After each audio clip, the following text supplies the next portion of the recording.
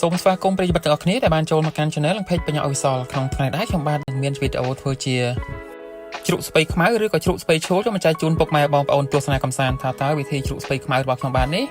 គេធ្វើយ៉ាងណាដើម្បីឲ្យមានរសជាតិឆ្ងាញ់និងរក្សាទុកបានយូរជាបន្តសូមបាទអារម្មណ៍ពុកម៉ែបងប្អូនទាំងអស់គ្នាមកទស្សនាអំពីវិធីជ្រូកស្ពៃរបស់ខ្ញុំបាទនេះដូចតទៅ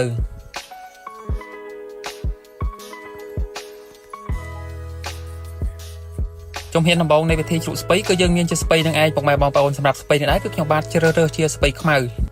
ឬក៏ស្ពៃឈូលដែលមានទម្ងន់2គីឡូកន្លះគឺខ្ញុំបាទយកទៅលាងទឹកឲ្យស្អាតដូចក្នុងវីដេអូខ្ញុំបានបង្ហាញអញ្ចឹងបន្ទាប់មកយើងយកស្ពៃរបស់យើងយកទៅហាលដើម្បីឲ្យស្ពៃរបស់យើងគឺឡើងស្រពោនមិនមែនហាលស្ងួតទេពុកម៉ែបងប្អូនគឺយើងហាលឲ្យស្រពោនបាទឥឡូវនេះឃើញថាបន្ទាប់ពីឆ្លងកាត់នៃការហាលមួយសបកទៅឃើញថាស្ពៃរបស់យើងគឺឡើងស្រពោនពុកម៉ែបងប្អូនដូចតែខ្ញុំជម្រាបប្រាប់ពុកម៉ែបងប្អូននេះអញ្ចឹងស្ពៃរបស់យើងនៅពេលដែលខ្ញុំទិញនៅស្រស់គឺទម្ងន់2គីឡូកន្លះក៏ប៉ុន្តែនៅពេលដែលសពូនទៅគឺមិនដឹងជានៅទម្ងន់ប្រមាណទេពុកម៉ែបងប្អូនចំណុចត្រង់នេះគឺខ្ញុំបាទសូមអធិស្ឋានផងចំណែកគ្រឿងផ្សំវិញមិនមានអីច្រើនទេពុកម៉ែបងប្អូនគឺយើងមានជាអំបិលក្រួសទម្ងន់2ខាំចំណែកស្ករត្នោតគឺប្រើចំនួន2ខាំដូចគ្នាលក្ខណៈថាសមាមាត្រគ្នា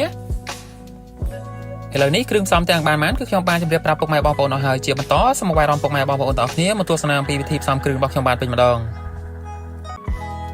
ជំហានដំបូងនៃការផ្សំគ្រឿងគឺយើងធ្វើការដាក់ឆ្នាំងរបស់យើងលើភ្លើងទៅពុកម៉ែបងប្អូនគឺយើងប្រើភ្លើងរ៉ាញ់បន្ទាប់មកយើងធ្វើការដាក់ស្ករត្នោតទម្ងន់2ខាំចូលតែម្ដងទៅគឺយើងធ្វើការកូរចូលកូរឡើងដើម្បីឲ្យស្កររបស់យើងឡើងទៅជាជើងក្រងគឺយើងធ្វើការកូរជារឿយៗដូចក្នុងវីដេអូខ្ញុំបានបង្ហាញអញ្ចឹងបន្ទាប់ពីឆ្លងកាត់នៃការកូរត្រឡប់ចុះត្រឡប់ឡើងដល់ញាត់ដៃញាត់ជើងទៅឃើញថាស្កររបស់យើងក៏ឡើងទៅជាជើងក្រងហើយគឺយើងធ្វើការបន្ថែមនៅទឹកចំនួន3លីត្របន្ទាប់មកយើងធ្វើការបន្ថែមនៅអំបិលចំនួន2ខាំជំហានបន្ទាប់គឺយើងធ្វើការបន្ថែមភ្លើងរបស់យើងឲ្យឡើងខ្លាំងទៅពុកម៉ែបងប្អូនរួចហើយយើងនៅតែបន្តការកូរចូលកូរឡើងដើម្បីស្ករជាមួយនឹងអំបិលគឺវារលាយជាមួយនឹងទឹកនឹងយើងធ្វើការកូរជារឿយៗឲ្យទាល់តែទឹករបស់យើងឡើងពុះបន្ទាប់ពីទឹករបស់យើងឡើងពុះហើយគឺយើងធ្វើការលើកទឹករបស់យើងទុកមួយលើដើម្បីឲ្យទឹករបស់យើងចុះត្រជាក់អំឡុងពេលនៃការទុកទឹករបស់យើងចុះត្រជាក់គឺយើងងាកមកមើលនៃការរៀបស្ពៃរបស់យើងវិញម្ដងគឺយើងធ្វើការយកស្ពៃរបស់យើងញាត់ចូលនៅក្នុងកដុងតែម្ដងទៅពុកម៉ែបងប្អូនគឺយើងធ្វើការញាត់ជារឿយៗឲ្យទាល់តែអស់ចំនួនស្ពៃរបស់យើងនឹងឯងបន្ទាប់ពីយើងយកស្ពៃរបស់យើងដាក់នៅក្នុងកដុងចប់ស្រួលបួលហើយគឺយើងរងចាំទឹករបស់យើងឲ្យចុះត្រជាក់